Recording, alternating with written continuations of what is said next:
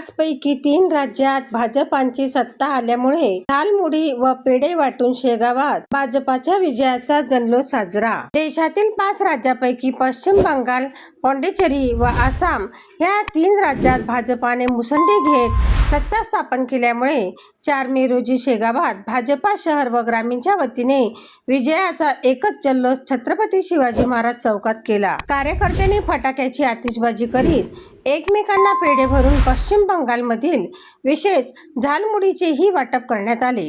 यावेळी भाजपा गटनेते तथा माजी नगराध्यक्ष शरदसेठ अग्रवाल, पाणी पुरवठा सभापती पवन महाराज शर्मा, शहराध्यक्ष चंद्रकांत घोराडे, आरोग्य सभापती आकाश नावकार, शिक्षण सभापती सोनू मोहोड, नगरसेवक राजेश अग्रवाल, अशोक डांबे, विनोद मसने, विजय यादव, रविकांत दादा पाटील, सचिन रामाळ, डॉक्टर रवी खराळे, राजेंद्र भिसे, अनिल उंबरकार, ज्ञानेश्वर साखरे, डॉक्टर मोहन बानोले, मुकिंदा खेळकर, विजय लांजुळकर, दीपक शर्मा, विजय भूज, रवी उन्हाळे, प्रवीण मोरखडे, ललित खंडेलवाल, संतोष चोखंडे, जिल्हा सचिव राजेंद्र हेलगे, अनंता भेंडे, हरिदास सरोदे, विजय भालतडक, सतीश पल्लाडे, मंगेश फुशे, राजू सुरवाडे, हनुमान नामदास, प्रशांत पवार, आशिष सावळे यांची उपस्थिती होती। झालमुडी वाटप बनला आकर्षणाचा विषय।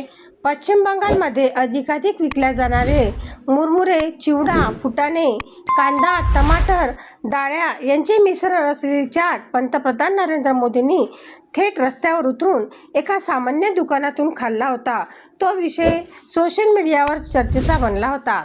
त्याच अनुषंगाने भाजपा जल्लोषादरम्यान झालमुडी वाटप करण्यात आले।